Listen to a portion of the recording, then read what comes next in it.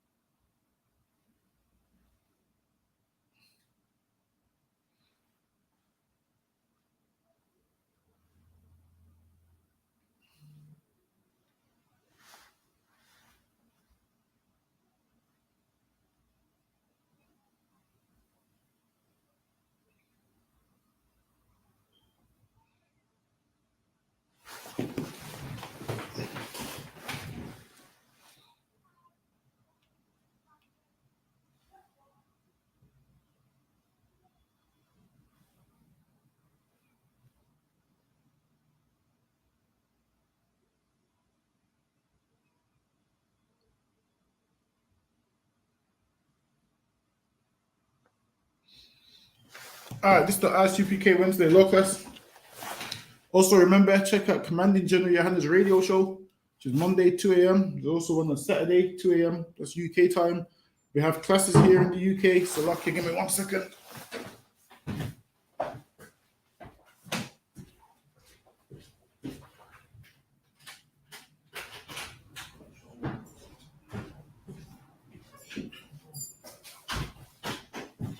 All right, we have classes here in the UK, Monday through Friday. So we have classes in Birmingham 3 times a week, Monday, Wednesday, Thursday, 7 p.m. till 9. If you're Black and Hispanic, you can come down to those in person, man. 394 Lodge Road, B18, 5PW. We also have online classes, which is Tuesday, 7 p.m. from Manchester, live from Manchester. We also have a London class Friday, the Lush Your Uncle Dash, live from London, the Hebrew. We also have the radio show on the ends Friday, 9 p.m. till late on the ends. And the Saturday, we have the Sabbath service and camp, Lord Love, the weather's good, and whatnot. So today we're going to go into how the Blacks and Hispanics condition is in the Bible, man. Our condition is in the Bible. Everything we go through is in the Bible. The life that we live in is in the Bible. Like sometimes Black people just think, why is my life so hard? Why is everybody else's life easy? Why does everybody else have generational wealth? Why is it us as Black people can't get it together and we have no businesses and we don't love one another and we can't build together? We always ask them questions, man, and we pull it down to, well, Black people's lazy, Black people's cursed, Black people's this, Black people's that. And listen, man, we're suffering them curses in the Bible, but the thing is this, we think we're cursed, but we don't know why we're cursed. We don't know what put us in this position. Even Black people who've never picked up a Bible in their life, who don't even believe the real Jews are Black, they can look at Black people's life and say Black people's life is the worst life on the face of the earth. The way we live, even they can see that. Someone who don't believe in the Bible or someone who don't believe the real Jews is Black, they can see that Black people is what? At the bottom of everything. Bottom of the mortgage ladder, bottom of society, the least paid jobs. Even they can see that. Now we have to ask ourselves, why is that? Why is it only us? Why can everybody else put their hand to something and it flourishes? Why do we have a hole in our pocket? Why is it we dying from all these diseases? Why is it we dying so young? Why? And we're going to show you why in this class. That's what these classes is for, man. All them questions you wanted to know why. You can get the answers to them in these classes, man. Every question you wanted to know the answer to in life, this is why you come to classes. It's like when you go to university, what do you go to university for? To learn the craft. So then you can become a professional in whatever you're going to learn.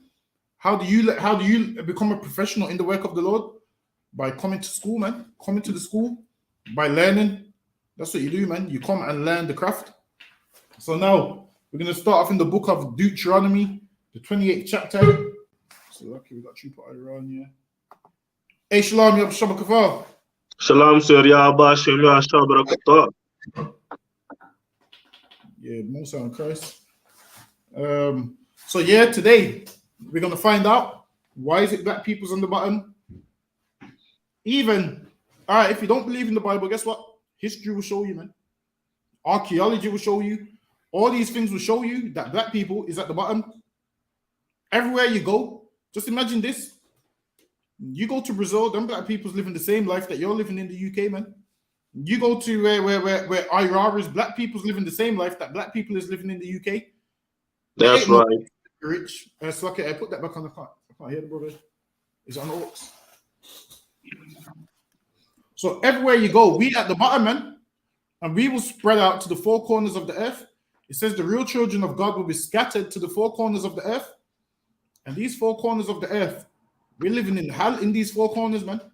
It's hell everywhere. All these four corners where we live in is hell. It should be on aux. I say something, Ira. Let me see if I can hear you. Shalom, shalom. Yeah, I can hear you. So where we are, we in hell no matter where we are, man. Some people think taking a flight, they can escape this hell. Some people think migrating, they can escape this hell. Some people think, oh, I'm going to go somewhere where black people's condition ain't severe. Everywhere you go, our condition is severe, man. Now, there's some places where you might be able to live easier, but when you look at it on a grand scale, you're living beneath everybody else.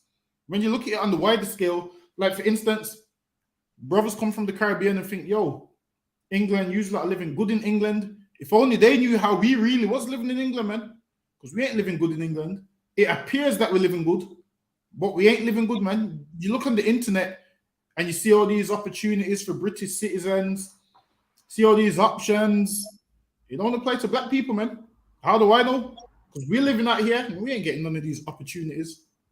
We ain't getting none of these government grants. We ain't getting none of these government schemes. Now, if they do let you on any of them schemes, it's because they need a quota. They need to have a few black people on there just so everyone doesn't cry and say this is racist. So they put black people on there, give you one or two, and that's it.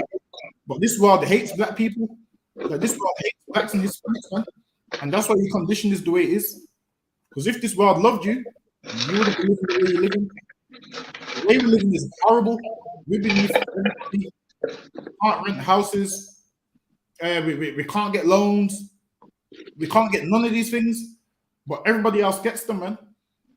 Now, everybody else, they have a functioning nation where they can get things done. They have their own doctors. They have their own solicitors. They even have their own gods. And what do? We want to serve their gods. We have our own God, but we don't know that. Why? Because we lack the knowledge, man. We lack the knowledge and understanding that we should have. So in the ISUPK, that's where you get the knowledge that you should have, man. And then you find that there's a black God which is for black people, man. And he will redeem black people if black people just change their life.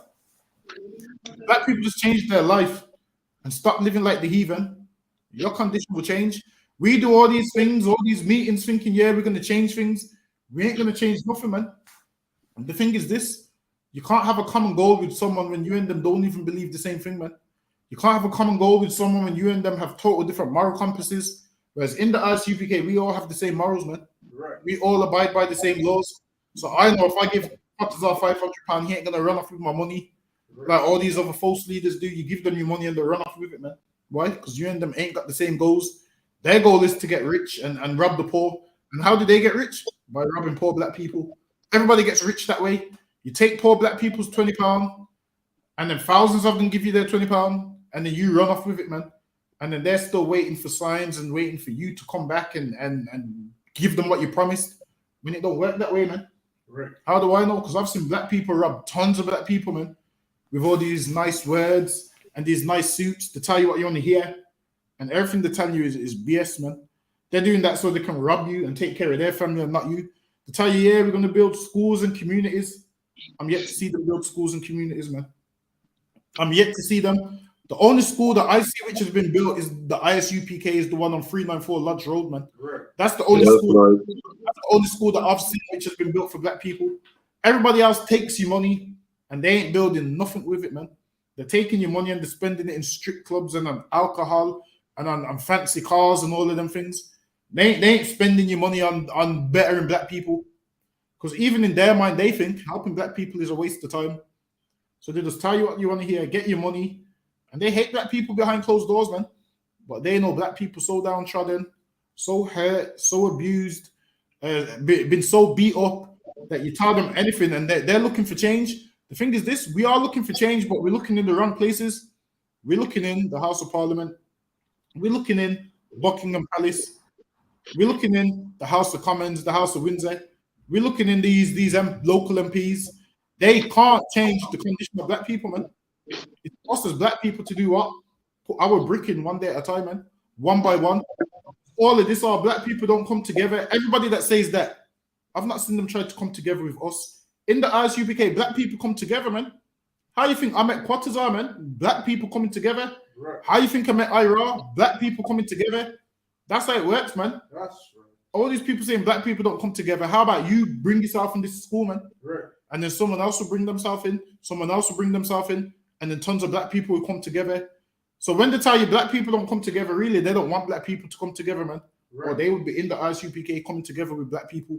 But they don't really want it like they say they do. But Ira, give me Deuteronomy chapter 28 and verse 43.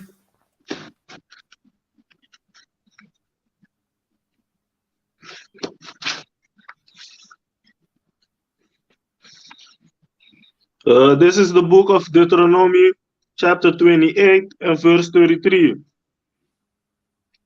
The fruit of the land and all the labor shall a nation which thou knowest not eat up. Read that again. Hold on, let me get there. The fruit of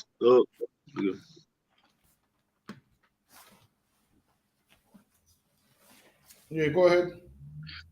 The fruit of thy land and all the labors. Deuteronomy 28 verse 43. 43. The stranger that is within thee shall get up above thee very high.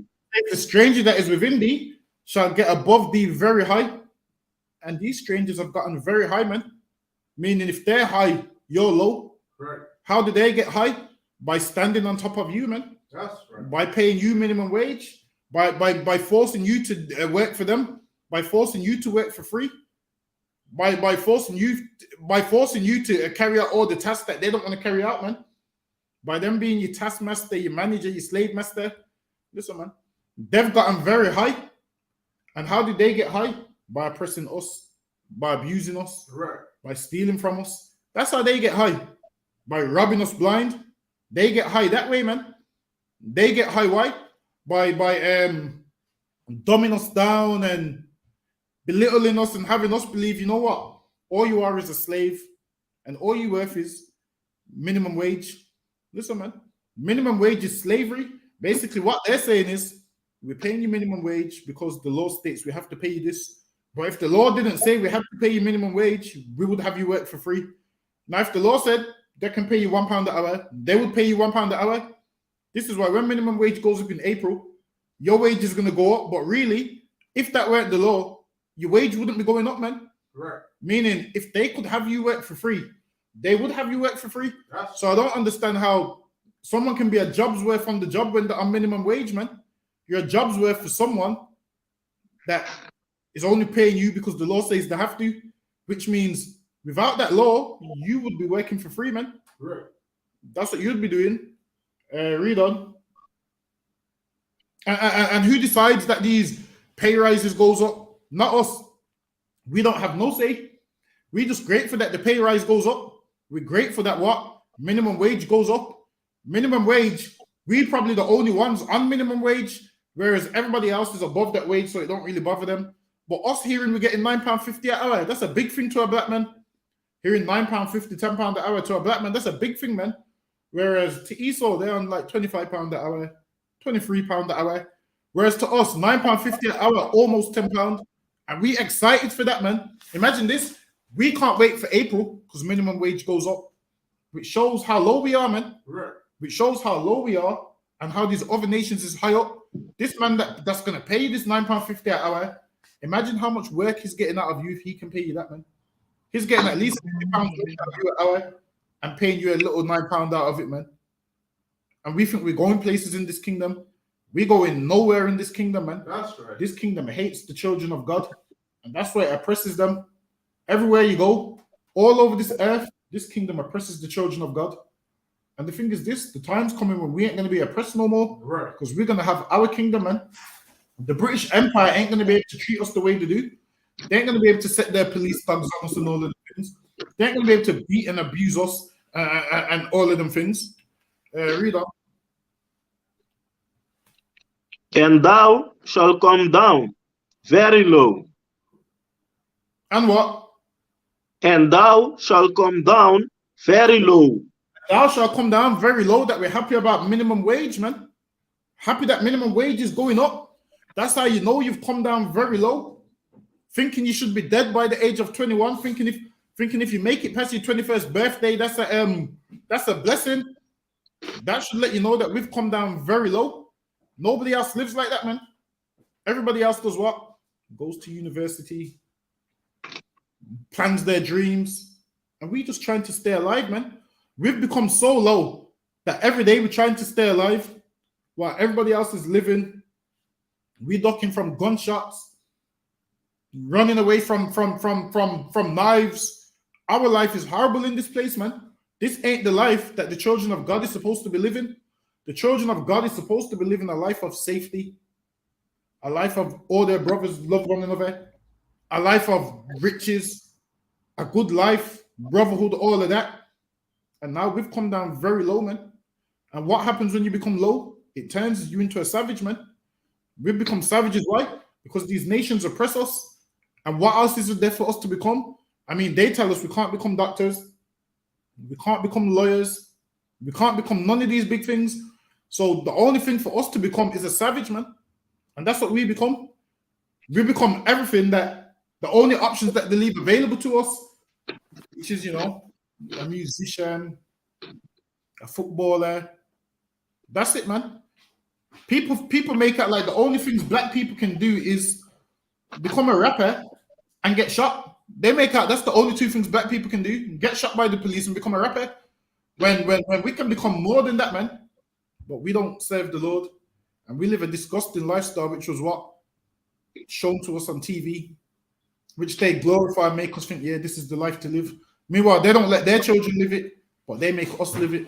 They show us a lifestyle. Yeah, use like a poor. They dangle a piece of meat or they dangle drugs and say, sell this, you can become rich. And we'd be so poor and starving.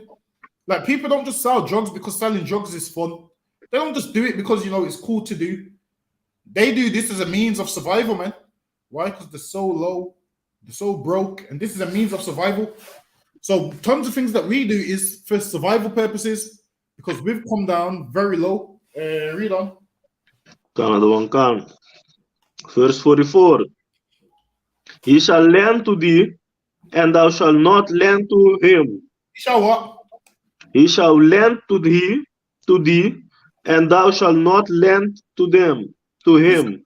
Listen, man, you have to beg this man for a loan. And what does he do? Puts interest on there, man. He shall lend to thee.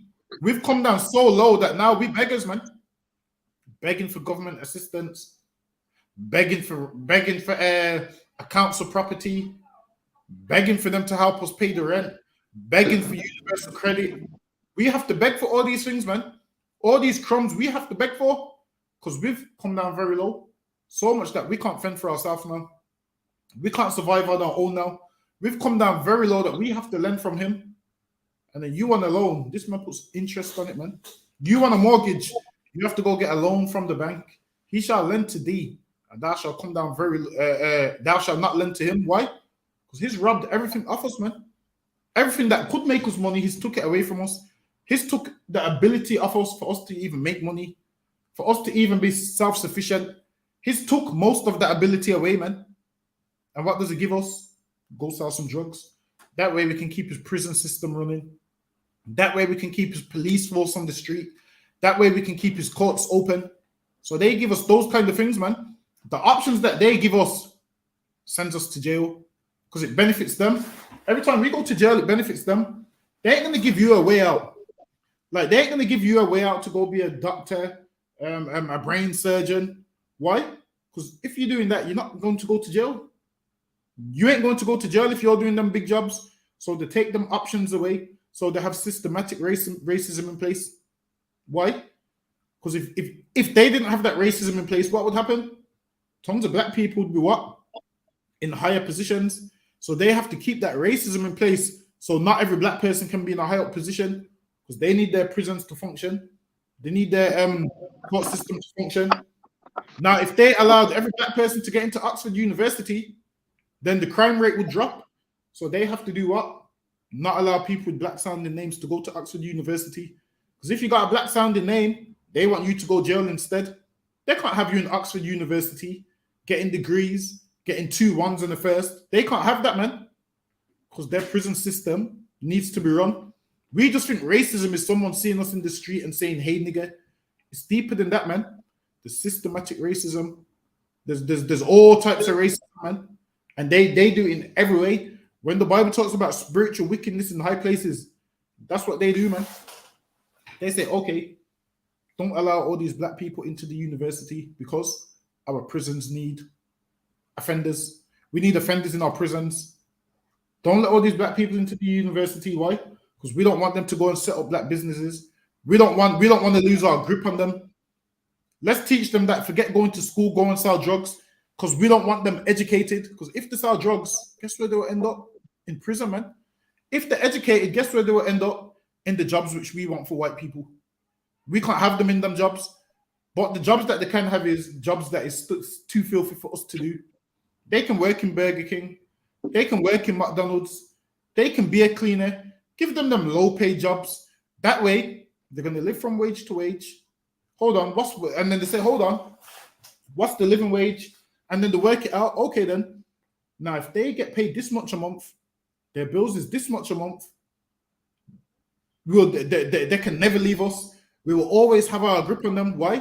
Because they're going to be living from wage to wage. They're going to live from wage to wage. So if we give them a minimum wage, which is so low, when we know they would leave the job if they had enough money, they can't leave. Why? Because they've only got a month wage in their account. And that's how we live. We live from wage to wage. And that's why after 50 years, you look at your bank account and you've got 1 wage in there, man. After 50 years, you ain't even got 10 grand in your account. That's the life that black people live because we've become very low and we have to lend from them. Read on. He shall be the head and thou shalt be the tail. He shall be the head, man. This man is at the top and we at the bottom. The tail is at the back, at the bottom. That's us, man.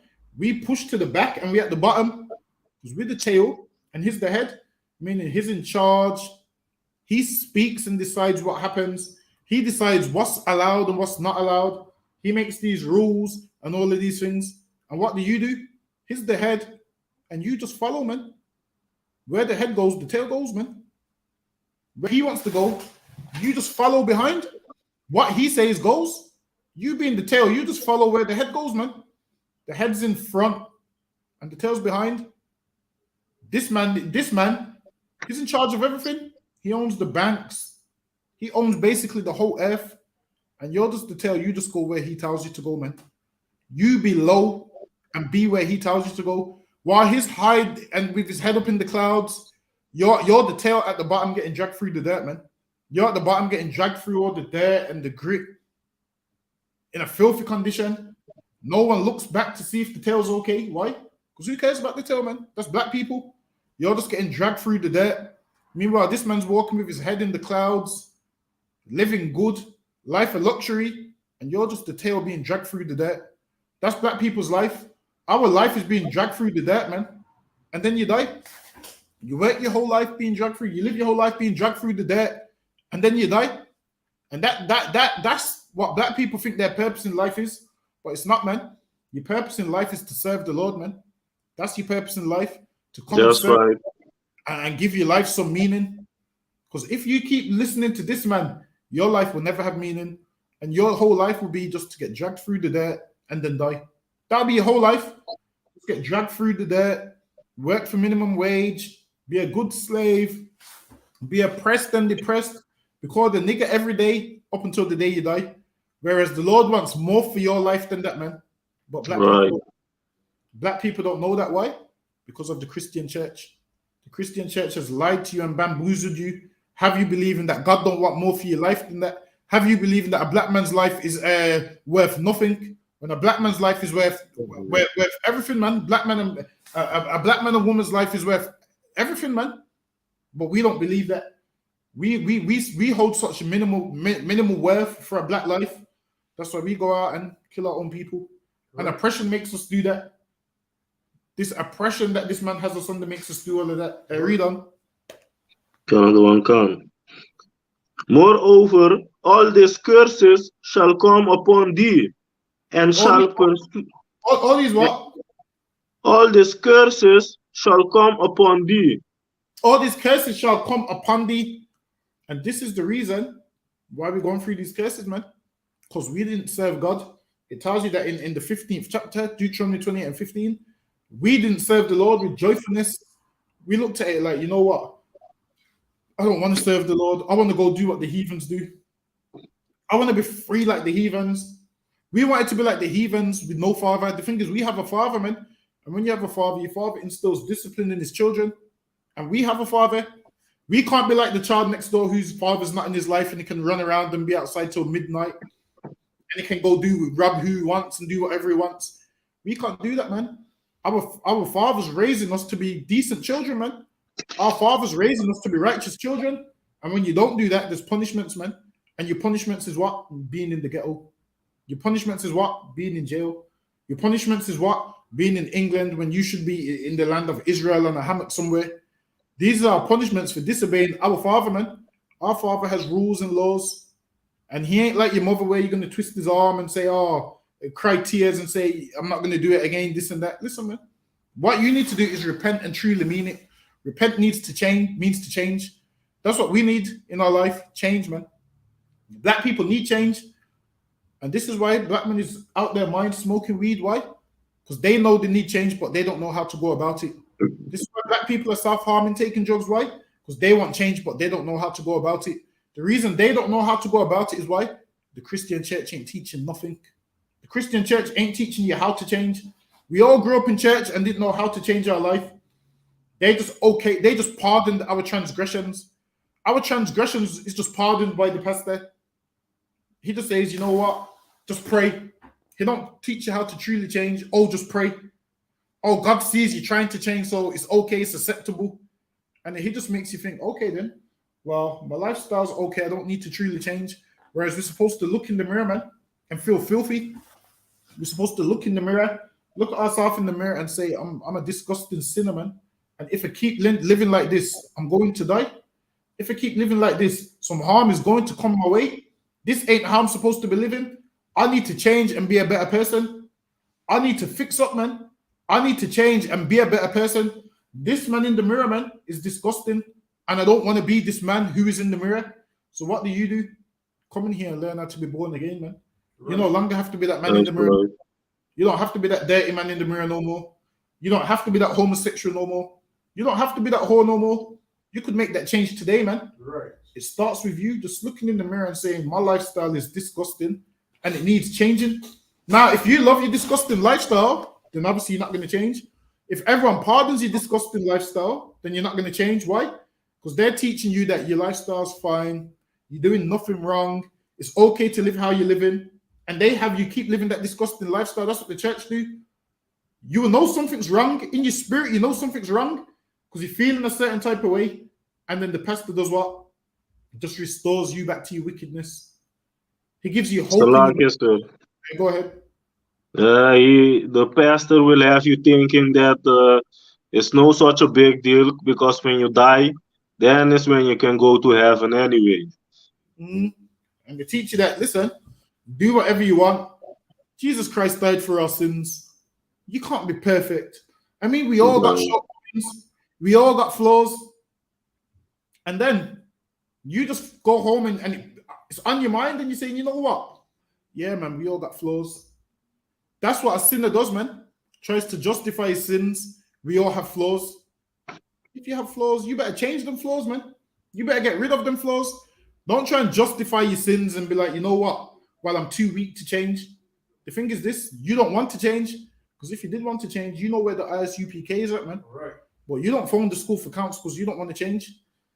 You phone the pastor because you know you don't have to change. And then you phone someone who's going to okay your sins, okay your lifestyle, who's going to be like, it's fine that you're living like that. It's fine, just keep living like that. That's what you want. Read on. Another one can. And take over thee, till thee be destroyed. And these cases take over us until we've been destroyed, man. Meaning you can try to run away from these cases, it's gonna overtake you, man. These cases is in front of you, man. You're trying to run from them, thinking, yeah, I'm gonna go live somewhere else. You can't run from them, man. These cases shall overtake thee. This is why everywhere we tried to go, these cases is right there, man. These cases is right there with us in the Caribbean. They fled from the Caribbean on the Windrush ship. Them cases was in front of the Windrush ship, man. You thought that Windrush ship was moving fast, man. Them cases overtook that Windrush ship so much that now you're still cast in England, man. You thought you're leaving the Caribbean for a new life and a better life and you're going to be rich. And you ended up coming here, man. And them cases was right here. What you were suffering in the Caribbean, you're still suffering right here. Couldn't get no jobs in the Caribbean, came to England. Couldn't get no job in England. Oppressed in the Caribbean, came to England. Oppressed in England. Being brutalized in the Caribbean, being brutalized in England. Black on black crime in the Caribbean, black on black crime in England. Them cases overtook that Windrush ship, man. You thought you was running away and leaving that. And everywhere we go, these cases is there until we say, you know what? Time to break the cycle, man. Time to break these cases. Right. It's time for us to look in the mirror and say, it starts with me. You say you love your family. Well, why not make a better world for your family, man? By what? By you making the change. By you making that change today creates a better world for your family. Why? Because your children don't have to grow up how you grew up. They're gonna be better than you was. Why? Because they got a wise parent like you who's taught them the right way, which they're gonna teach to their children. It starts with you. You claim you love your family. Well, if you're not in here, you don't really want change and you don't really love your family. Because why? You claim that you want your children to have a better life than you did. Come in here and make them have a better life than you did. Then. That's all you do. You come in here and make them have a better life than you did. But if you don't come in here, their life's just going to be as bad as yours. And them cases is going to overtake them too. And the cycle's not going to be broken. Why? Because you refuse to break the cycle. So don't give me all of this. Yeah, I love my children and I want them to have a better life than me. The reason we came into the ISUPK so our children can have a better life than us, man. Meaning what? Our children never have to eat pork. Our children never have to eat shrimp, crab, and lobster. Our children never have to be confused with what God to serve. Our children never have to go through what we went through, wondering, is Rastafarianism the right religion? Is Islam the right religion? Is Christianity the right religion? If you come here, they don't have to go through that. Why? Because you will crush all of them philosophies. You see all of them garbage philosophies? You will crush every last one of them. If you love your children, you will come in here, man. So they don't have to go through what you went through. But if you don't really love them as much as you say you do, then you will stay outside there on the fence. Read on. Because thou hearkenest not unto the voice of the Lord thy God, to keep his commandments, The Lord, go ahead. to keep his commandments and his statutes, which he commanded thee. And thee, and thy shall be upon thy, and thy shall be upon thy, and they shall be upon thy for a sign and for a wonder. Your condition is only for assignment that you're the children of God. People can look at you and what they see is disgusting. They see disgusting. They see worthless. They see good for nothing. They see useless to society. But I see you and I see the children of God, man. I see you and I see one of the sons and daughters of God.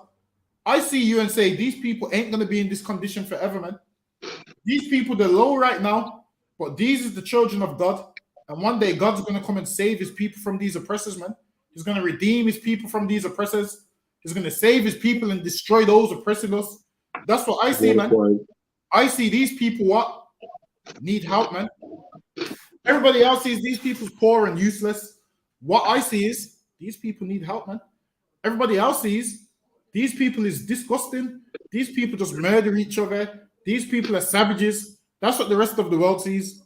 What us in the ISUPK see is these people need compassion, man. Right. These people need help. These people need a shepherd. These people need guidance. That's what we see. The rest of the world don't see that, man. That's why the police shoot you in the streets. Why? Because they see a savage. They see an animal. They see somebody who's good for nothing. Whereas what we see is these people need love and guidance and a shepherd, man. That's what we see. Why do these people need these things? Why? Because they're lost. And the shepherds who's supposed to lead you ain't leading you. That pastor who's got all the money and the building and the platform, he ain't leading black people. He's leading you astray. And this is why it's time to get rid of them shepherds, man. And That's right. shepherds, man. The real shepherds who the Lord's raised up in the ISUPK, man. That's right. To go and turn black people back to him, man. To turn black people to where they should be going. Because black people is what? Walking with their eyes closed into a ditch. The blind, the blind's leading the blind. Both shall fall in the ditch. The pastor's blind and he's leading the blind, man. And it's our job to do what? Steer these blind people clear of that ditch, man. The Christian church is the ditch. It's a deep ditch that you fall in. And most people going there can't find their way out of it, man. Our grandma's been in that church for 70 years, man. 70 years and don't know one scripture. 70 years and don't know one precept. 70 years and don't know the Jesus is black. 70 years and don't know that relationships is in the Bible. 70 years and don't know we're the children of God. Which means what have they been doing in that church for 70 years, man? Not a thing. Just singing and dancing the whole time. And the Lord's raising up shepherds, man. To turn his people back to him. What verse you are, Ira? At verse 46, sir. Yeah, go ahead. And upon thy seed forever. Verse 47. Yeah, Because thou, Salakia, go ahead. because thou serve not the Lord thy God with joyfulness. Because we didn't serve the Lord with joyfulness, meaning what? We had laws and rules meant to be happy, man. We meant to be like, I'm glad we ain't like the heathen, man. I'm glad we ain't like the heathen. But what did we want to do? We wanted to be like the heathen. We was miserable. We can't eat pork, we upset. Our women can't be whores, we upset. We can't take drugs, we upset. We can't go serve the other gods, we upset. We didn't serve the Lord with joyfulness, man.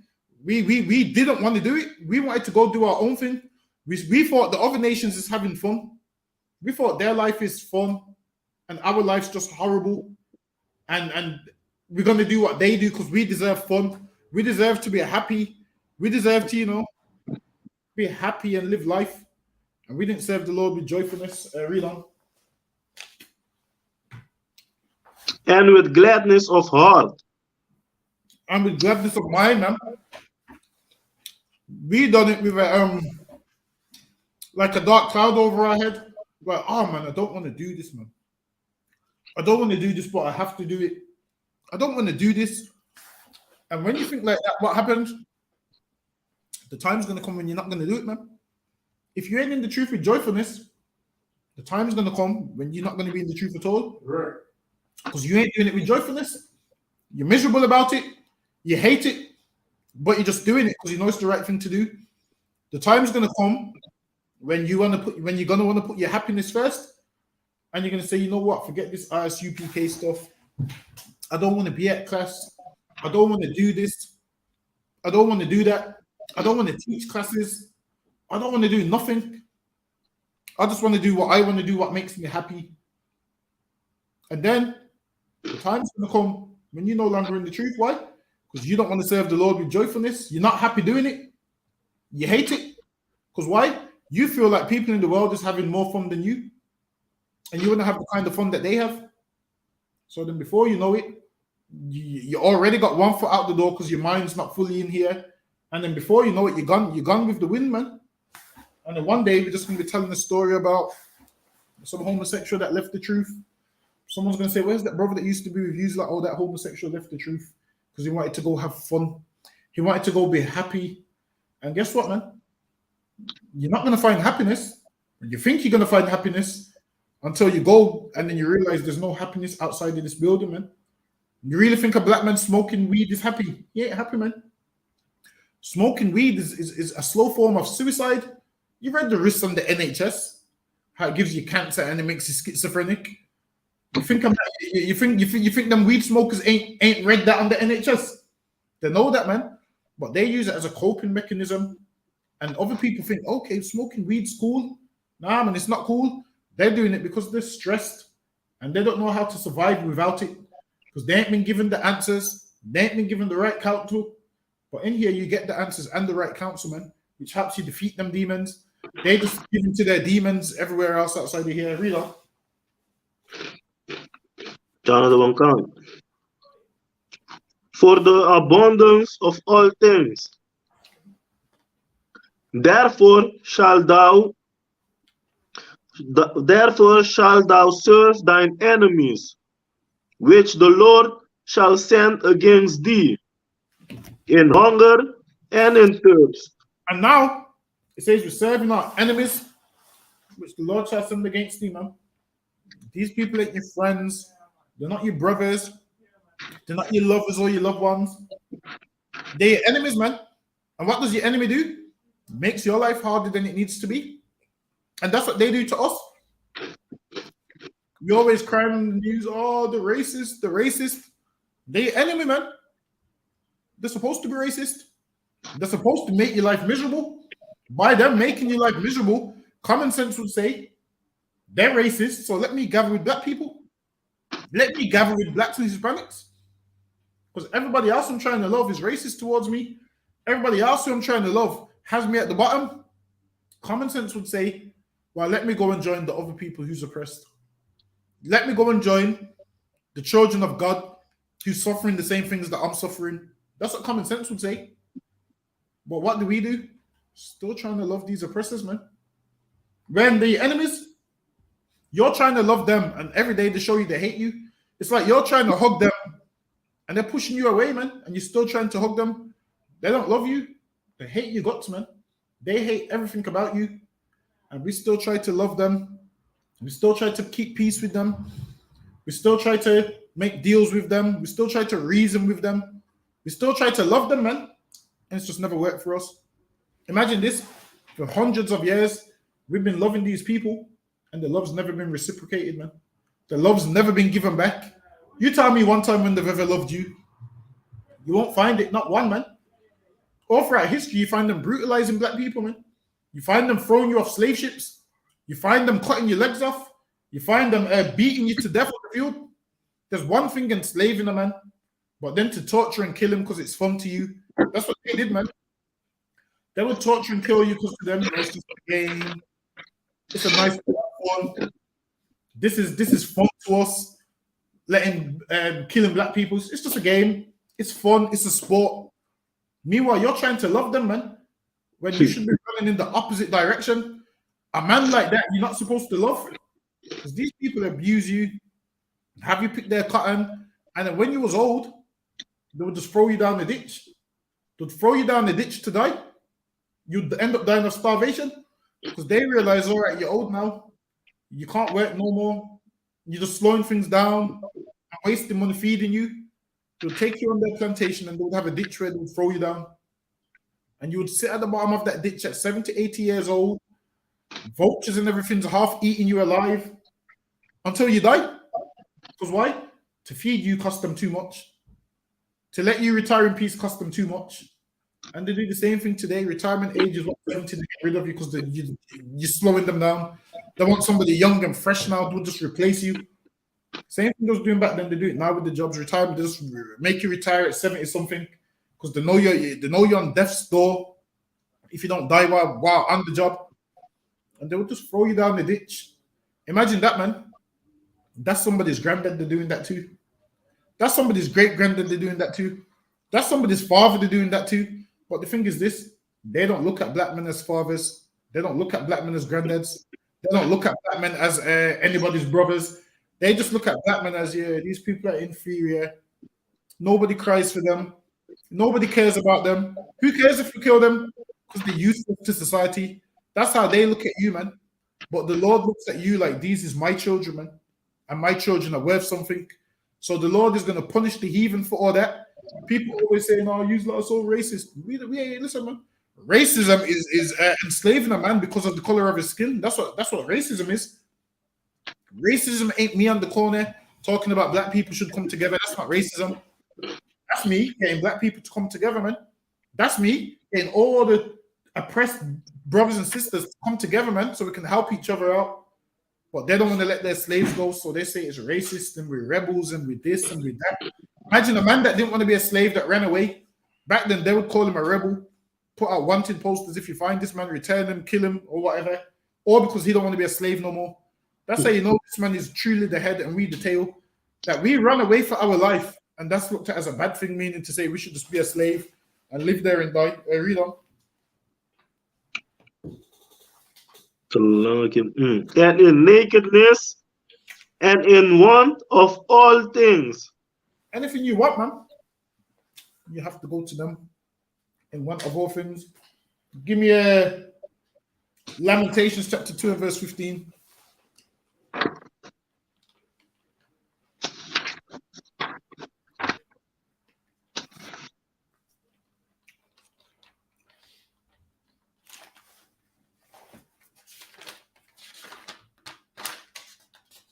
Two and 15, you say, right?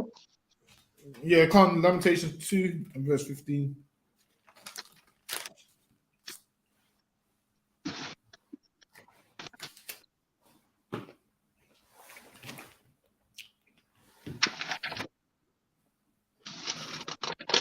This is the book of Lamentations, chapter 2 and verse 15. All that pass by clap their hands at thee. They hiss and wag their head at the daughters of Jerusalem. They see black people and be like, damn, look at these people, man. Look how disgusting they are. That's why they turn their nose up at you, man. They see black people and turn their nose upon you. They see black people killing one another. And they just like, these black people are ruining the city. This is why every time someone gets stabbed, they don't say this person got stabbed and died a horrible death. This is what they say. This person got stabbed near a school. Like what they're trying to say is that that building is more important than your life. What they're trying to say is black people should just kill each other in the ghettos and not kill each other by any of their property. Like if a black man stabs someone outside another black man outside Buckingham Palace, the news would read, a black man stabbed someone outside Buckingham Palace. The location doesn't matter, but with them, Buckingham Palace is more important to them than a black man killing a black man. They would rather you just stab someone in an alleyway where out the way in the ghetto. But once it's in their neighborhoods, they put the location and it was so close to shoppers and it was so close to the city center. They don't care that you're killing each other. They just care about where you're killing each other because they don't want you killing each other in their neighborhood. They don't want you killing each other in their cities, in their towns, by their shops. Why? Because they want business and trade to run smooth. And if black people are killing black people there, what does that do? People stop coming outside the house because they're afraid. So they don't want you to kill each other in their neighborhoods. But in your own neighborhood, you're free to do whatever you want. You can kill each other in Peckham, Brixton, Handsworth, Aston, Newtown, Hockley. That's fine. As long as you don't do it in Sutton Coldfield. As long as you don't do it in Kings Norton or somewhere. As long as you do it in Handsworth, it's fine. But in their pretty neighborhoods, they don't want you bringing your black on black crime there. They want you to keep your black on black crime in your neighborhood and not in their read on.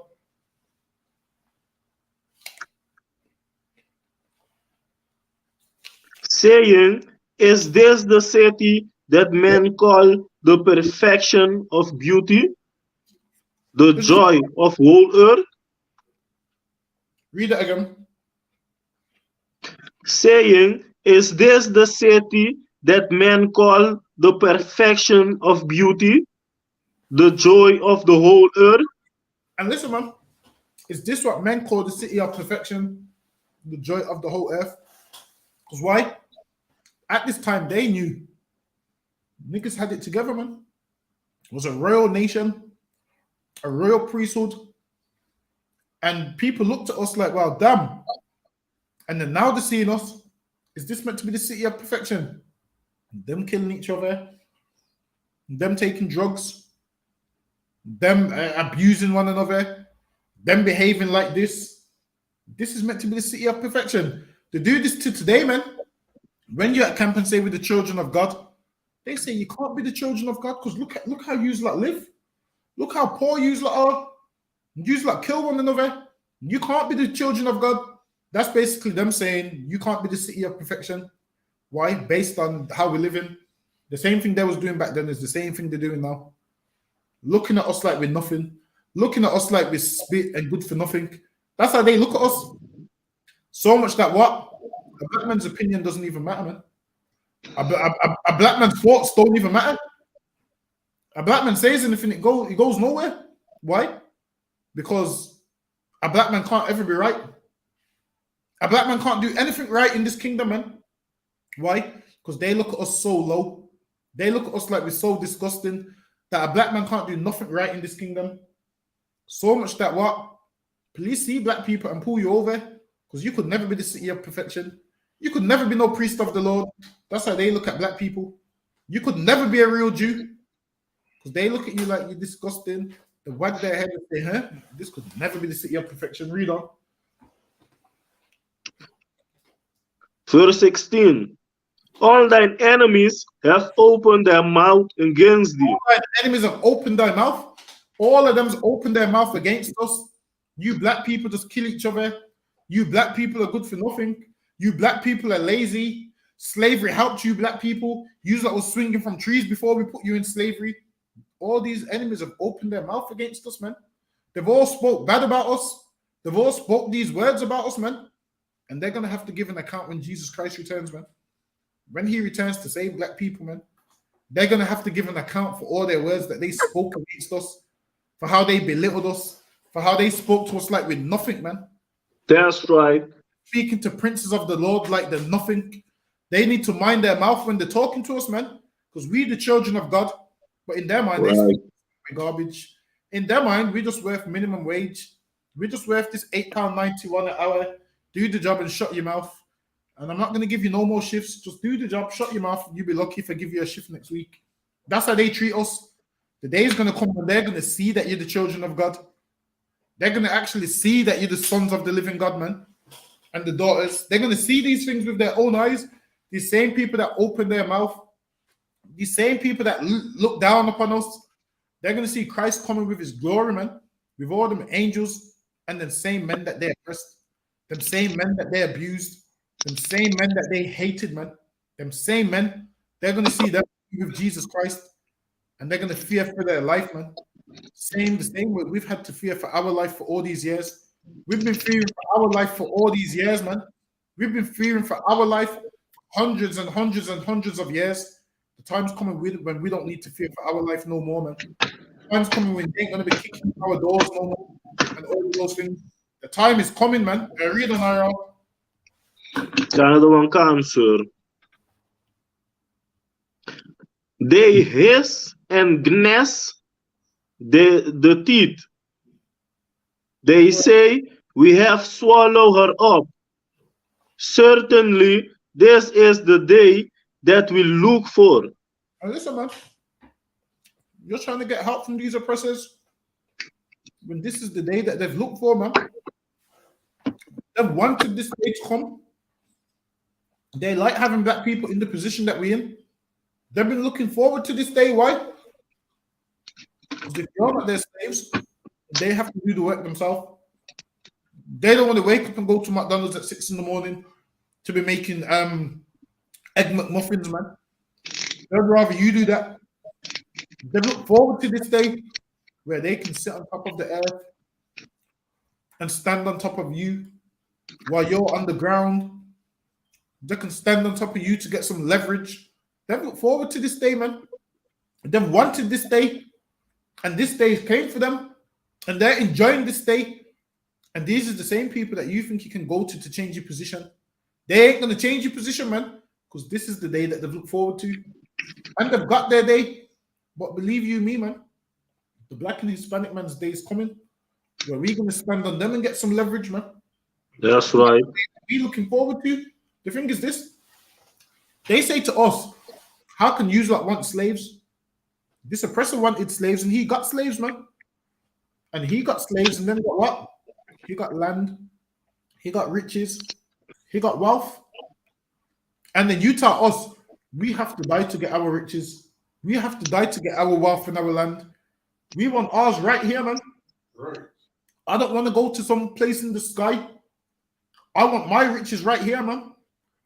I want my riches on this earth right here. Right. I want my cotton picked on the earth, man. I don't want to go to heaven That's to get right. rich. I need my cotton picked on the earth.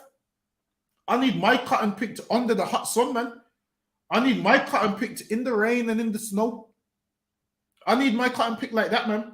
I don't want to die With and go. no sunscreen. Exactly. They're not getting no sunscreen. They didn't give us things. We was working 16-hour days. We had plantation houses. I don't want to go to heaven to get my riches.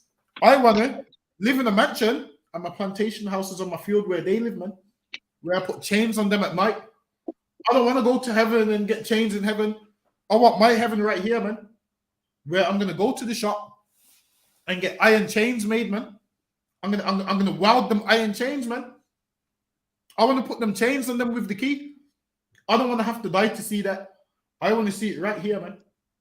I don't want my body to be in the ground and just my spirit's floating away in space. I want slaves in the flesh, man. I need my slaves in their flesh, man, so I can put handcuffs on them.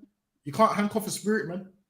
I need them alive, man, so I can put handcuffs on them the same way we was alive and they put handcuffs on us and they put chains on us and they had us pick cotton and they had us starving. I want the same thing right here, man. That's right. All the slave masters have their riches and their opulence, which is another word for great riches. They had it right here. I want mine's right here, man. I want it right here, man, where I can spend pounds and dollars. I don't want to be floating off in space and spending some money that don't exist, spending some invisible money. I want it right here, man. I want great British pounds, man. That's what I want. I want great British pounds, man. That's what I want. And I want my slaves to go work and bring me them British pounds. That's what I want. I don't want to die. And you're telling me I can find out this after death. They tell you that because they know you can't prove it, man. They know it can't be proven. Whereas right here, it can be proven. You take a man to the cotton field and that cotton's going to get picked, man. I want it like that. Well, I relax on a hammer and this cotton comes to me hands free, man. I ain't used my hands to get it. Somebody else has used their hands. Same like they got the cotton free because my ancestors had to use their hands, man. Read on. Another one come. Certainly, this is the day that we looked for. We have found. We have seen it. Listen, man. They said, surely this is the day we look for. If they've looked for this day, why would they change it, man? Why would they want to give you an easy life if this is the day that they've looked for? You're going to them thinking they're the answer to your problems when they're the cause of your problems, man. They're the cause of your problem. They've looked for this day, the day when Black and Hispanic people become so low, where we will become dependent on them, where we can't function, where we have to go to them for everything. That's the day they've looked forward to. Why would they now change their mind and say, you know what? All right, we've been horrible to you, Black people. And you know, you came and spoke to us in the office. You came and spoke to us. And then we understand we oppressed you. We're going to give you reparations. We're going to make your life easier. We're going to make your life better. It don't work that way, man. Moses went to Pharaoh, and Pharaoh's heart was hardened, man. Pharaoh didn't want to let the people go. Pharaoh said, why should I let the people? You're letting the people go from their works. Why should I let them go and serve the Lord for 3 days? You're letting the people go from their works. And what happened in the end? The Lord had to destroy Pharaoh and the Egyptians, man. The Lord's going to do the same thing again. Why? Because this man don't want to let you go either. Why? Because this is a day that he's looked forward to. He's looked forward to this day. And he's got his day. And this man's made the most out of his day, man. By getting maximum work out of you, man. He's had maximum work out of you. Go ahead. Verse 17. The Lord had done that which he had devised. Go ahead. He had foolish. He had fulfilled. He had fulfilled his word that he had commanded in the days of old. And he has fulfilled his word which he commanded in the days of old, man. And these heathens is happy. Now we in this condition, why? Because we didn't serve the Lord. So the Lord stopped protecting us. And once the Lord stopped protecting us, what did these other nations do? Came in and done what they always wanted to do. They've always wanted to enslave us. Give me a first Jude, give me Jude 5:20. Always Judah, Judith in the Apocrypha. Judith. So they've always wanted to do this to us, man. It's nothing new. You're making that like, nah, this man has a heart somewhere. He has a heart nowhere, man. And if he doesn't have a heart, I've never seen it. And no other black person's ever seen it. But what we have seen is whips and chains and police dogs and guns and murder and slaughter and slavery. That's what we have seen, man. So like I said, I didn't got the verse in the chapter. So like you say that again. I didn't got the verse in the chapter. Let me see. Jude chapter 5 and verse 20. 5 and 20. Come. Whenever you're ready, sir. Hey, yeah, go ahead. You can read it. This is the book of Judith, chapter 5 and verse 20. Now, therefore, my Lord and governor,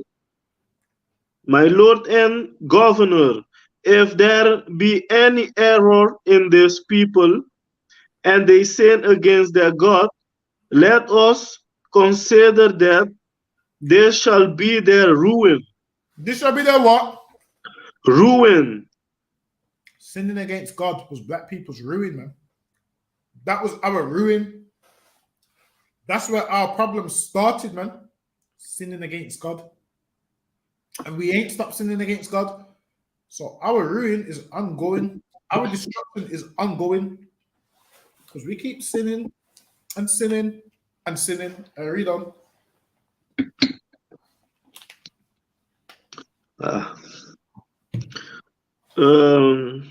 And let us go up, and we shall overcome them. And listen, man, these nations have to keep you sinning. Why? Because that way they can overcome you. That way they can overcome you. If they know the Lord ain't going to protect you because you're sinning, then they know, okay, then we've set him up, we've got him where we want him. Why you think they're so big on trying to make black men gay, man? Why you think they're so big on trying to make black women whores, man? Because they want you to sin against you, God. Because then they know you're not being protected. This is why. What did the Greeks do? Try to make you follow their laws, because they know if you follow their laws, what would happen? God won't protect you. Then they can have you. Then that will be your ruin. This is why they're always trying to give us these new laws, and they're forcing them on black people, because they know that's going to be your ruin. They know how to ruin. They know what our ruin is. They know what causes us to be destroyed. The problem is we don't know what causes us to be destroyed. We don't know. We have this thought in our head that it could be this, it could be that. When the whole answer is sin, transgressing God's law. That's the whole answer. Read on. Verse 21. But if there be no iniquity in their nation, let my Lord. Salaga? Say that again. But if what? But if there be no iniquity in their nation, let my Lord now pass by. If there be no iniquity in their nation, let them pass by. Meaning, if we keep in God's laws, these nations can't step to us, man. Because why? We have a father and a protector that will fight for us if we keep in God's laws.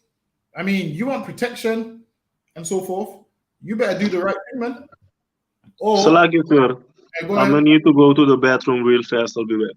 All right, no, sir. So I can pause up. Give me Judy 5. You got a pop over there? Yeah, give me Judy 5 and 20. So now, if we ain't serving God, they know that will be our ruin. Fine. This is Judah.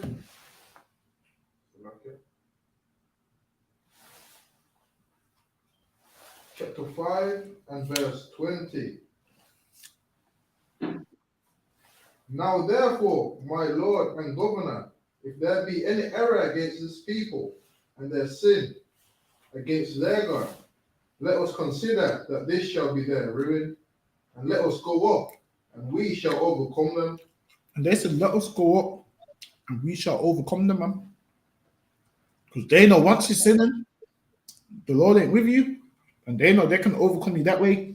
They know the Lord ain't gonna deal with them if you're sinning. They know the Lord ain't with you if you're sinning. So they want you in a position where you're breaking all them laws, so they can just dispose of you easily. Like, they're strategic with us. They're very smart with us. They know what they're doing. The problem is this: we don't know what they're doing, but they 100% know what they're doing. Read on. But if there be no iniquity in their nation, let my Lord now pass by. There you go. Read on. Lest their Lord defend them. Let's what? Lest their Lord defend them. Let's what? Lest their Lord defend them. And they have you sinning. Why? Because they don't want the Lord to defend you, man. Because they know if the Lord defends us, all these other nations is doomed, man. That's right. All these other nations won't exist, man. Right. If the Lord defends us, man.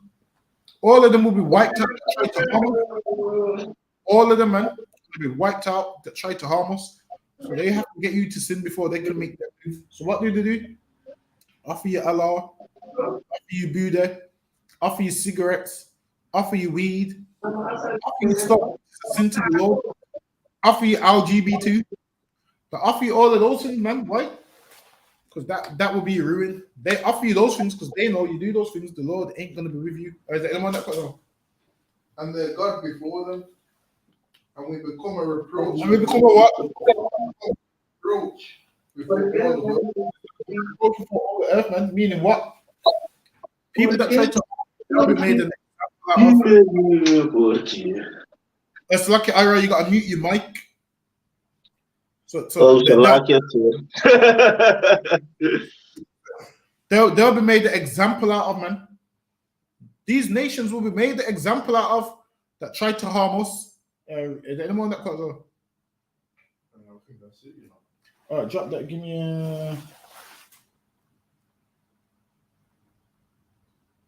Give me Deuteronomy chapter 28 and verse 31.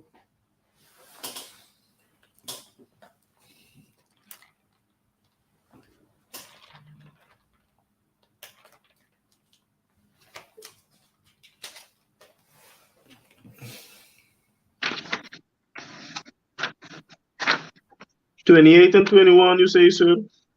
Yeah, if you don't mind. Huh? Yeah, can't Deuteronomy 28 and 31. I got it. If Officer Katasa doesn't mind. Yeah, go ahead, you can read it. All right, this is the book of Deuteronomy, chapter 28 and verse 31. 31, so lucky. Yeah, 3:1. Oh, yeah, no, sir. Thine ox shall be slain before thy eyes. And listen, man. This man will kill your animals in front of your eyes, meaning this man is destroying your wealth right there, man. You would have oxes and stuff. Why? Because this was your livelihood. This was your stock. This was how your money maker. This man will get rid of your money maker, man. He will kill it in front of your eyes. You've got no oxes left. You want an ox, now you have to go lend one from him. Now you have to go. You had your own, but this man destroyed it all, so you don't have your own. This man destroyed a nation and their businesses. Destroyed your ox in front of your eyes. That's your food and all of them stuff. He destroyed it all, man. Go ahead. Now, if this was a ox that you plan to breed and whatnot, and saw the oxes that come from it, this man's now slayed your ox in front of your eyes. Guess what? You can no longer sell oxes. You're out of business now. This man destroyed our businesses, man. Destroyed our businesses in front of our eyes. He burns them down. He don't give you the lease. He destroys these things in front of our eyes, man. Back then it was our ox. Nowadays, what does he do now? Just burns your business down. Just tries to lie and say you've done tax evasion. This man burns our businesses down. He destroys our businesses in front of our eyes. He destroys everything in front of our eyes, puts the rent so high we can't afford it. Read on. And thou shalt not eat thereof. And what? And thou shalt not eat thereof. And he destroys your stuff. He kills your ox. And you don't eat thereof, man. The ox that he killed, You can have it for food. This man don't allow you to do that, man. He kills your ox in front of your eyes, meaning you can't even get a meal, and this is your own ox. You're watching your business destroyed right in front of your eyes. You're watching all of this destroyed right in front of your eyes, and you can't eat thereof, man. Read on. Imagine you're a tradesman with oxes, and he comes and kills your ox. That's your business gone, man. You can't even eat that dead ox. You can't even eat it. You don't eat thereof. These times it's slew in front of your eyes. And what's he do? Keeps it for himself. Keeps everything for himself, or just destroys it just so you can't have it. This man is like a child. He breaks it so you can't have it. This is a very childish man that we ruled by. Go ahead.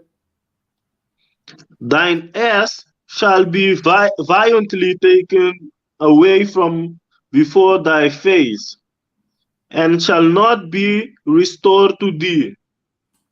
And it shall be violently taken away, and shall not be restored to thee. This man, someone who loves you, don't violently take stuff, man. Violently taking stuff is armed robbery, man. This devil is an armed robber, man. He will come with his horses and his weapons and violently take things away, which is theft. It's armed robbery. This man's supposed to be sent to jail for these things, man. But he makes the laws, he don't go to jail. That's why Prince Andrew's about to pay 12 million in that lawsuit. And the Queen's going to help him pay. Why? Because rich men just pay their way out of their crimes.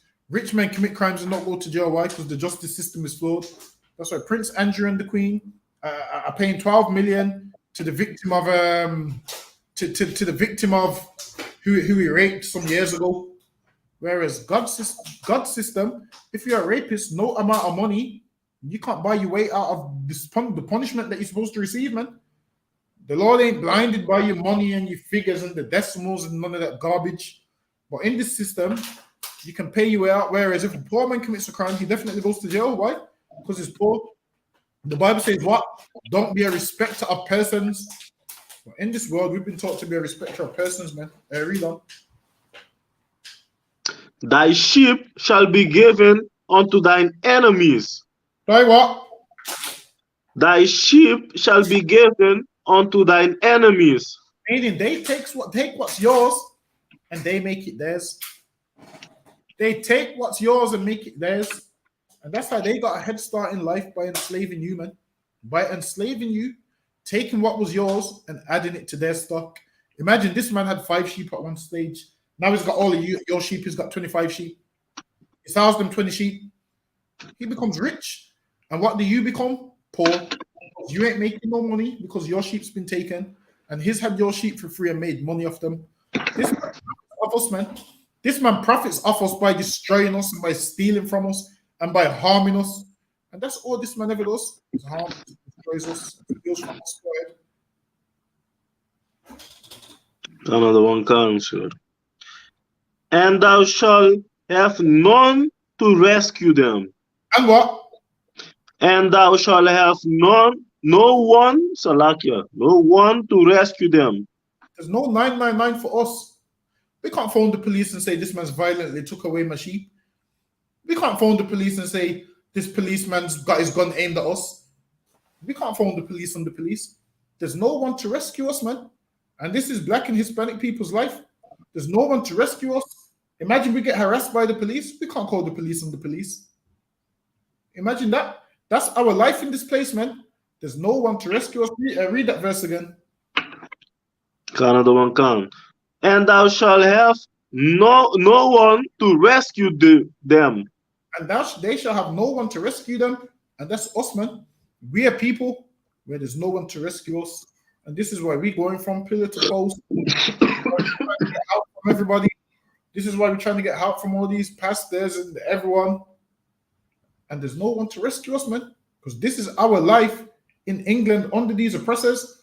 We need, it says, they shall violently take away your sheep. And it says there's no one to rescue them. Meaning what? We need saving, man. And there's no one to rescue us. So when we say Christ is only coming to save the children of Israel, that's what it's talking about right there. It says this man violently takes our sheep and there's no one to rescue them. Who do we need saving from? This man that's violently taking our sheep. This man that's violently taking our ox. This man that's violently taking all of our goods. We need saving. You're not going to save this man here that's violently taking the sheep. We need rescuing from him.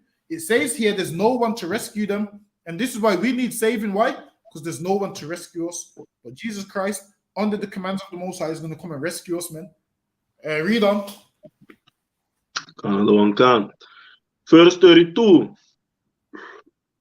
Thy son and thy daughters shall be given unto another people.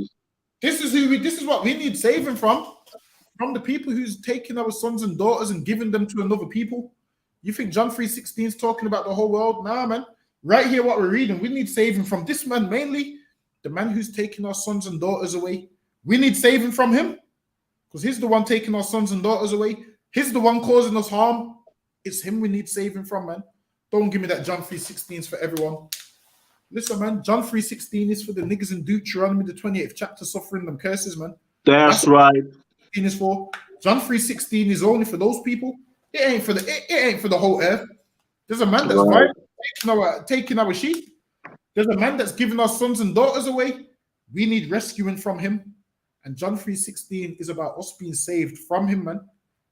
Acts and all these scriptures, Christ dying to redeem us and come and save us, is about us being saved from him. This man violently taking our sheep. Read on. Another one can. And thine eyes shall look and fail with longing for them all the day long. We look and our eyes fail. Why? Because of what we're seeing, and we're missing our children. Our children just didn't get up and run away. There was someone that took them and gave them away. That's the man we need rescuing from. Our eyes look and longing for all the days. We can't phone no social services and say, yo, have you seen this child? We can't put up no missing poster. We can't go on Instagram and Facebook and say, have you seen my child? Why? Because the people that gave our child away, they're running the earth. And it's their laws. And to give a black child away is normal. It's not wrong to give a black child away. It's normal. For them, it's Christmas time and, I'll give you this black child for Christmas. Meanwhile, to you, that's your child. That's your flesh and blood. That's the child you love, which has been with you from birth. Every day you're afraid. Why? Because you don't know if today is the day to separate you from your child. You don't know which day it's going to happen, but you're sure it's going to happen one day. This is the man we need rescuing from. We need rescuing. Why? So we can get some peace and safety, man. So we can sleep in peace and put our children to bed and wake up and our children's still there. We don't have to worry about our children going from one plantation to the next. That's why we need rescuing from this man, because this man was passing our children around, sending them from one plantation to the next. Go ahead. And there shall be no might in thy hand. Verse 33. And there shall no power to do anything. You couldn't fight back. You couldn't do nothing. It says, there shall be no might in thy hand.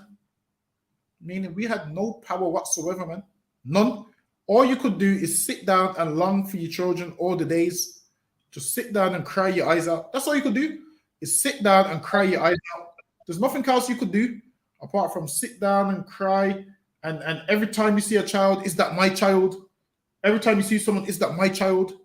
Every child you see, you're wondering, is it mine? You forgot how your child looked. Just remember, this is a time when there's no pictures, there's no camera phones, there's no Instagram, there's none of that stuff, man. This is a time, ancient times, none of them things. Read on. Another one can. The fruit of the land and all thy labor shall a nation which thou knowest not eat up. And now, a nation which we knew not, they ate up all the labors, man. Imagine everything, all the work that you do, they get all the benefit from it. All that cotton that you picked, what did you get in return? Nothing. They abolished slavery, what did you get? Nothing. The slave master got paid when they let you go, man. When they abolished slavery, the slave master got compensation. But what did the slave get? Nothing, man. The slave just got to, not go pick cotton tomorrow. But they got compensation, which made them rich. And what did the slaves get? Nothing.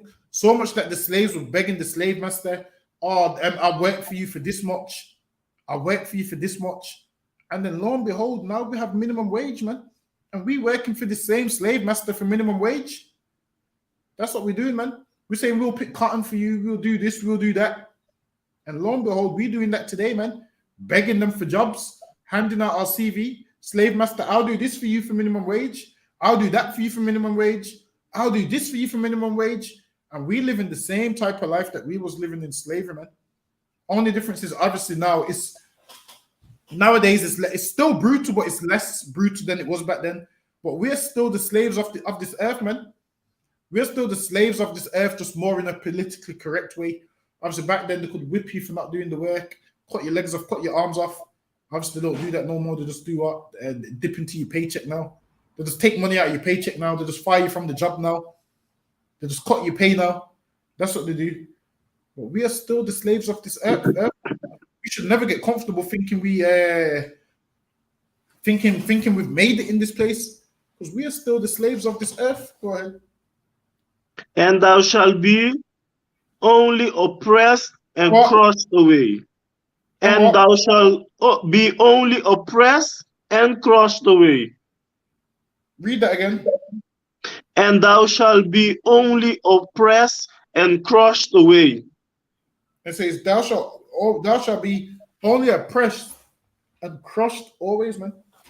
And that's our spirit is crushed in this place, man. They crush our spirit in this place, and we are oppressed. And what does oppression do? Turns you into a savage, man. Oppression turns you into a savage. That's what it does, man. Because we are oppressed and crushed always. So like, I'll break this down. Read on. So that thou shalt be met for the sign of thine eyes, which thou shalt see. So, Lucky, read the verse one. So that thou shalt be met for the sight of thine eyes, which thou shalt see. Correct, man. And this is a curse, man. You understand? If you understand today, we are going through bad trauma today. We're going through bad circumstances where our people are being brutalized in the streets. You know, our people are killing each other. And all these are curses, man, which we see today. And now we're mad for the sight of our eyes, man. When we witness the brutality that our people are going through, man, the bad circumstances that our people are in today. Right. Now we're mad for the sight of our eyes, man. Read on. The Lord shall smite thee in the knees and in the legs with a sore bulge So that cannot be healed. So this is a physical thing that's going to happen to us, and metaphorical. Like what happens when you get smitten in the knees, you get brought down to the ground, man. You understand? If you was to get hit in your knees, you're going to fall, man. And that's what's happened to our nation. We've been buckled, we're being smitten at the knees, man. You understand? We are brought down as a nation. And this is what's going to happen to our people if we don't keep these laws, statutes, and commandments, man. All these curses in these scriptures is what's going to happen to us if we don't want to keep these laws, man. Read on. For the sole of from the sole of thy feet unto the top of thy head. From the sole of our feet to the top of our head, man. Read on. The Lord shall bring thee, and the king with. What verse are we at? We at verse 36, sir. 36. Yeah, carry on. The Lord shall bring thee, and thy king, which thou shalt set over thee, unto a nation which neither thou nor thy fathers have known. So we'll be brought unto a nation which neither us nor our fathers have known, man. And what happened to us when we got put into slavery and ships, man? We got brought into a nation which us or know our fathers have known, man. We got put into, the Americas, the Caribbean, Haiti. You understand? We got brought into these lands which our fathers didn't know, man. Read that. Another one come. And there shall thou be serve, and there shalt thou serve other gods, wood and stone. Wood and stone, man. Christianity and Islam, man. And that's what's happening to our people. When we got put onto those slave ships, we had to serve now Christianity and Islam. And this is the curse which the Bible speaks of. So, okay. Right, for one of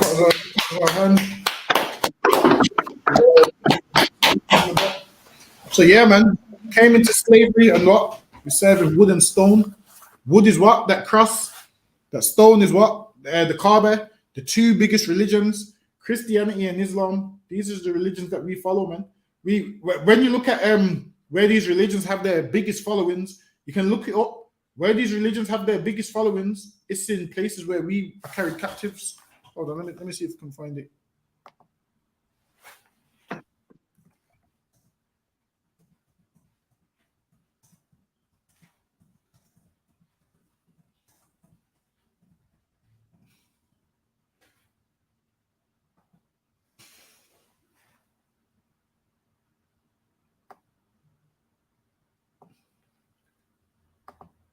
Hold on, let me see if we can put it up.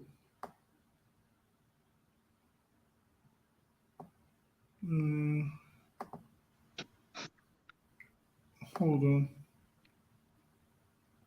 Let me see if I can find it.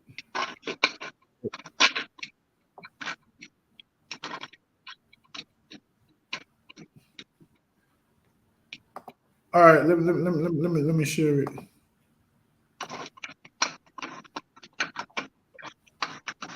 So this is hold on, let me begin the stream. This is Christianity by the countries, man. Look, rank number 1, United States, Brazil, Mexico. This is where we are, man. And this has the biggest Christian followings, man. Where we are, United States, Brazil, Mexico. Let's go down the list. I bet all the countries that we are on there.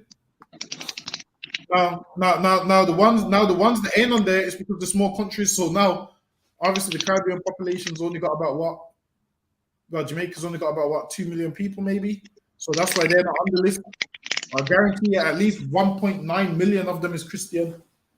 I guarantee about 1.9 million of them would be Christian. So when you look at who has the biggest Christian following, countries where we are, America, Mexico, Brazil. Why? Because we've become good slaves in this place, right, that we accept their God and their religion. Go ahead. Another one can. Verse 37. And thou shalt become an astonishment, a prophet, and a byword among all the nations whether the Lord shall lead thee. And we become an astonishment and a proverb. People see us and say, these niggas is good for nothing, man. We've become niggas.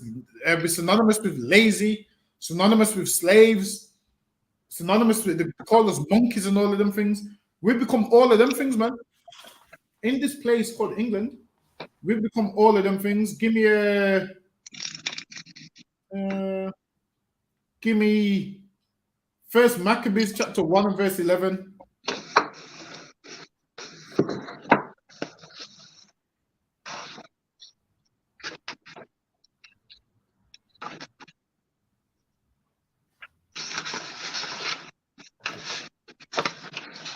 Also, any questions, type them in. This is the book of First Maccabees, chapter 1 and verse 11. In those days, when there out of Israel wicked men. And in those days, when out of Israel wicked men, when out of Israel pastors, when out of Israel Christian pastors and black imams and all of them things, man. When out of Israel wicked men who said, damn this, we're not going to fight for our own laws. This is what we're going to do. We're just going to give in. We're going to listen to the Greeks and we're going to follow them. because their way of life just seems easier. There's no point us fighting there's no point us standing for something. Let's just give in. The Lord looks at that as a wicked man. The Lord wants you to stand and fight. Say like Moses had to stand and fight. All the brothers in the Bible had to stand and fight, man. In order for them to have records in the Bible, they went through certain things, man. They had a test and they passed that test. What are you going to do when your test comes? It says, in these days, when a wicked man out of the land, Israel, go ahead. Who pursued many, saying, let us go and make a covenant with the heathen. Saying what? Saying, let us go and make covenant with the heathen. They say, let us go and make a covenant with the heathen. That's what black people say till this day. Let us go and make an agreement with the heathen, man. Why? Because life is easier with the heathens. Right. Life is a lot easier with them. I mean, we'd rather be joined with them. They treat us bad, but life's easier with them. And the pastor does that, man. These fake black groups do that. They make a covenant with the heathen. They make it like we the problem because they want to join the heathen because they think life is easier. Listen, man. Sometimes, life is not going to be easy. Right. Life ain't going to be easy all the time, man. Sometimes you have to go to war to get peace. They ain't ready to go to war. So they make a covenant with the heathen. Why? Because it's easier. Right. The easy option ain't always the right one, man. The easy way out ain't always the right way. They go and make a covenant with the heathen. Why? And they try and bring as many black people with them. They try and get the black people behind them. Let's make this covenant with the heathen. Let's do this. Let's do that. We ain't supposed to make no agreements with them, man. You know why? Because every agreement we make with them, they break it anyway. They don't stick to one. They just tell you what you want to hear, and then they just go and break it straight away. We ain't supposed to make no covenants with these heathens, man. But what do? Continuously make covenants. And they keep on breaking every last one of them. Right. And then you're upset when they don't hold up their end of the bargain. Listen, they're the devil, man. They're not supposed to hold up their end of the bargain. They are the devil. You're expecting them to hold up some end of the bargain. When they're the devil, they ain't holding up no end of the bargain. Read on. That are round about us. For since we depart from them, we have had much sorrow. From what? From then, when we had from since we departed from them, we have had much sorrow. Some black people just don't want to be ruled over by black people, man. Right. Some black people don't want to be governed by their own nation. They would rather be ruled over by the heathen. Because they say, since we've departed from them, we've had much sorrow. And this is why in Egypt, what? They wanted to raise a captain to take them back to Egypt. They seen Egypt destroyed by the Lord, and they wanted to go back to Egypt, man. So much that the Lord had to overthrow us in the wilderness. Why? Because we had that slave mentality.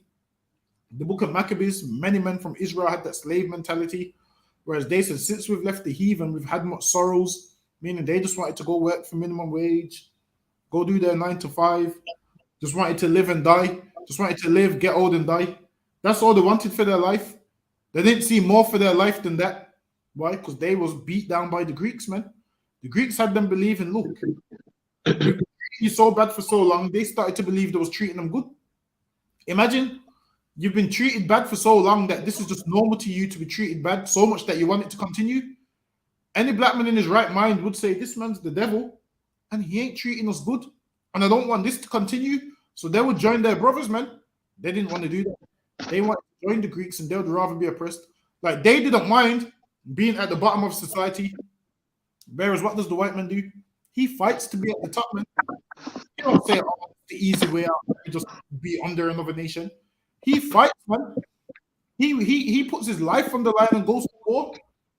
He goes there looking at the victory, saying, yo, if I get this victory, then me and my people will be free.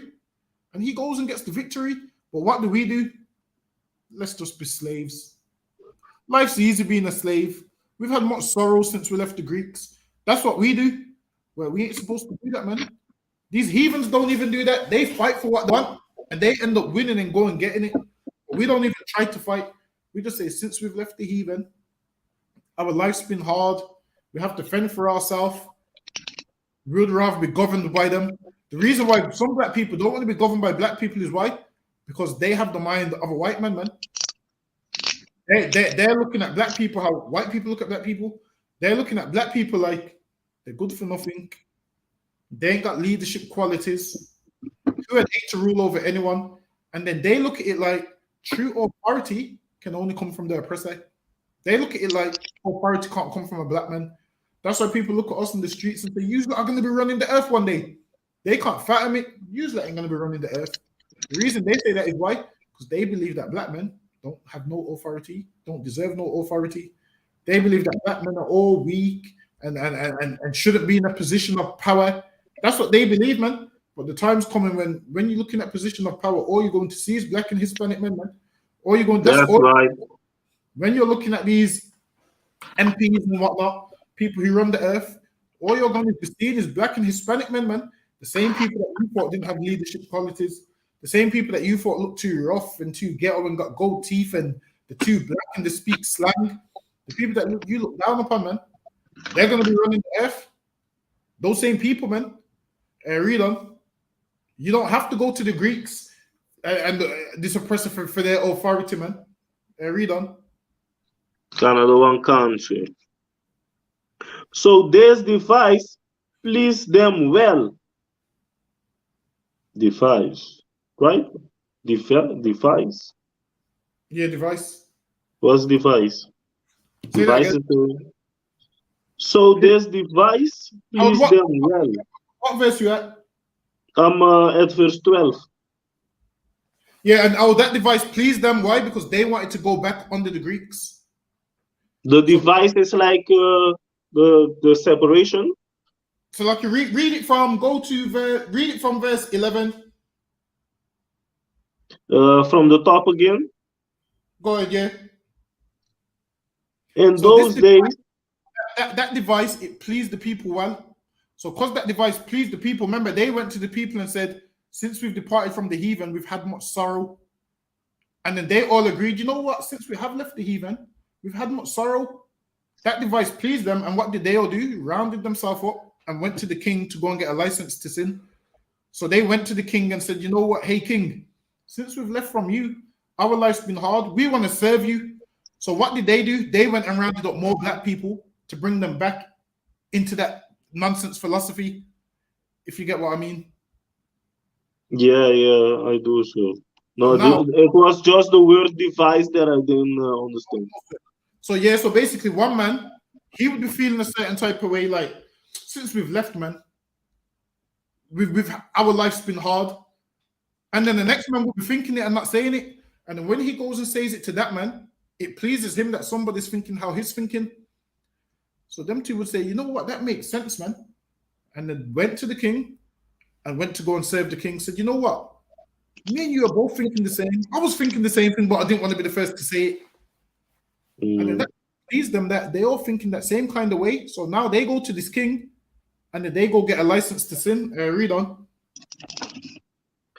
Verse 13. Then certain of the people were so forward herein that they went to the king, who gave them license to do after the ordinance of the heathen. Now they went and forsook their laws, and the king allowed them to do the ordinances of the heathen. In the Caribbean, we done the same thing, man.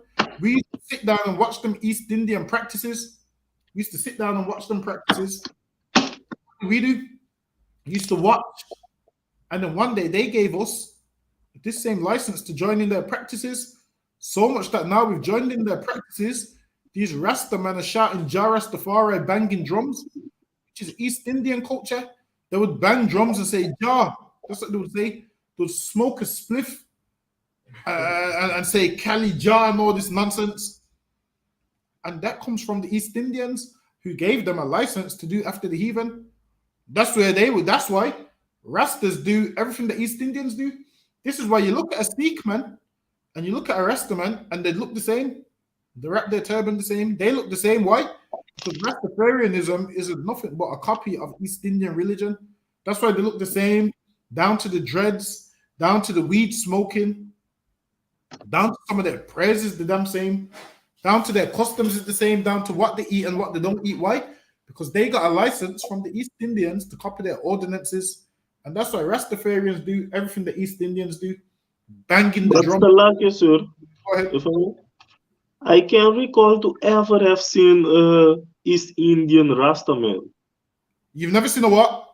An East Indian Rastaman. Yeah, but their dreadlocks comes from their god. I understand that, but I can recall to ever have seen one walking around, with the red, gold, and green things and things like And that. the reason why you won't see an East Indian man like that today is why? Because the East Indian man's trying to be the white man. That's why the East Indian man's trying to be all clean cut and like the white man. Meanwhile, we trying to be like them. Exactly. So imagine the East Indian man ain't even trying to be like an East Indian man now. He's trying to be like the white man. And we trying to be like the servant of a servant, which shows how low we are. That we trying to be East Indian and the East Indians trying to be white, which shows how low we are, man. That's why today you'll see these Sikhs take off their turban and got their hair cut and just wear the bangle. They just wear it subtly. They're trying to be like the white man. They're not trying to look rough and dirty and whatnot. They're trying to look like this oppressor, and we trying to look like the East Indian. And that's why we have the dreads and the big hat, the big Rastaman hat, and all of them things. Because we trying to be like them, and we don't even know it. We just think this is black culture. We think black culture. That's what we think. We think the lion of the tribe of Judah, putting the lion with a red, gold, and green flag. Have you seen that nonsense? The lion with a red, gold, and green flag. We think putting that means that, okay, then the Lion of Judah written in the Bible is talking about some Rastafarian nonsense when it's not, man. The two ain't even linked. They ain't in no way, shape, form, or linked. Rastafarianism is a combination of about 100 different religions.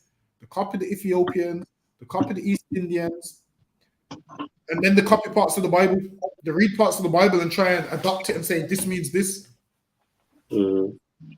So basically, sir, we saw them and think, ooh, those people are cool. And they saw the oppressor and say, ooh, we want to be like them. Exactly. Because why? He colonized them and he brought them over to the Caribbean in the 1800s. So he brought them over there to work and whatnot. They know the oppressors got all the money and the riches. He brought them over, and we seen them. And we was like, well, damn, these people, we like their customs. They're in touch with their God. They're this, they're that. So they had Krishna and all of them things. And then, because they had Krishna, Leonard Howell said, well, no, they said the East Indians have a God incarnate. That's what they said. They have a God incarnate. Their God incarnate was Krishna. And then Leonard Howell said, well, black people's God incarnate must be Selassie. And then that's how you get that nonsense that Selassie is God and Christ in his kingly character. That's where it comes from. Them copying the East Indians, having Krishna, who's a God incarnate. And then they'll tell you, well, Selassie is God and the Son of God and whatnot. So that's where that Selassie being God comes from. They seen a man that was similar complexion to them and said, this man, he's rich, he's got money, he's got gold. They said, this man must be God. And then that's where the worship of Selassie came from. That's how people started worshiping him as a God.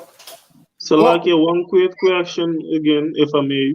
Go ahead. You just say that the East Indian had a god, Krishna, and that Krishna was incarnated. And is it known who is the Krishna? Is it what?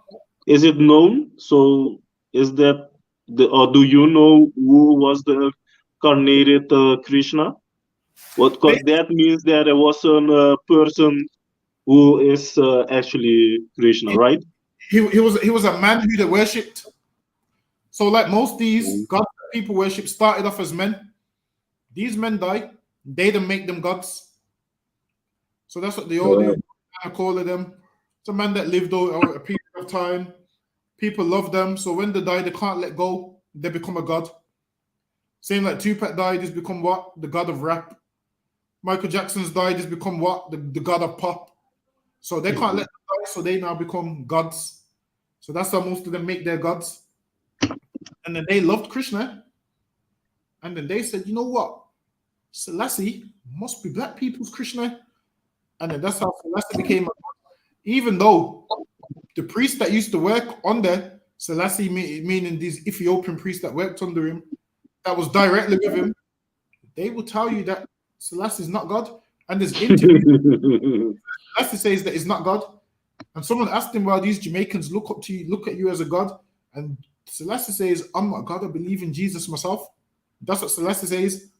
And there's a picture with Selassie with a white Caesar Borgia on the wall behind him, man.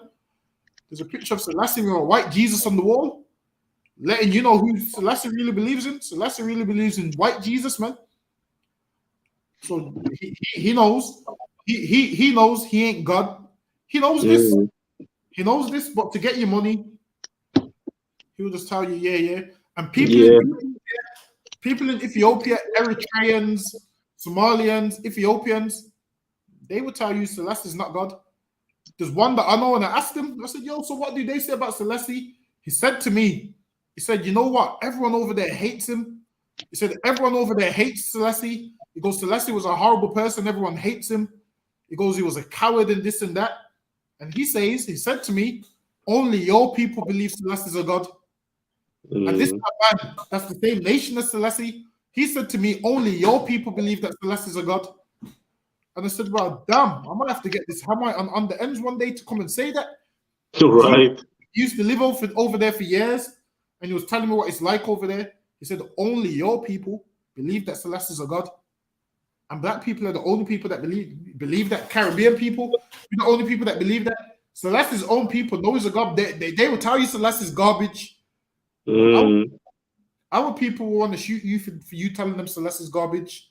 And with the end of the class, we're going to do security announcements and we're out of here. Yeah, go ahead. What, read on? Now we're doing this. We're up on the time, so we're going to do the security announcements, and then we're out of here. This is the ISUPK security announcement. We have the ISUPK starting at 1 West, 125th Street, Harlem, New York, under Commanding General Yohana. Rule for new brother and sister. When a new brother or sister comes into the school, they are off limits for 6 months. They are to be saluted only. They are here to shed themselves of the world. If they need transportation, the teacher will arrange it. After 6 months, if a brother or sister has an interest in a particular person, he or she must get permission from the head to speak to a brother or sister.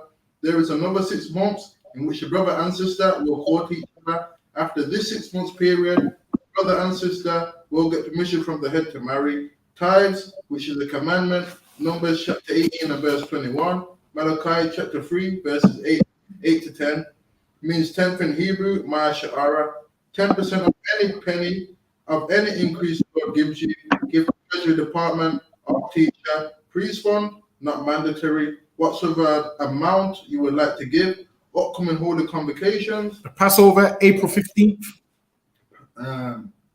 All Akim and Akwaf are to check the bulletin board in the hallway and to check all ISUPK social media. If anyone wants to become a trooper in the school, start wearing all black, boots, shirt, pants, headband and scarf. To that, we say Ahmadiyya.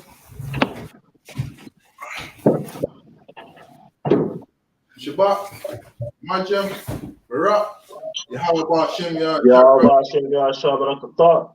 How about Shemya Shabra Kafam? Ya Jamata, class dismissed.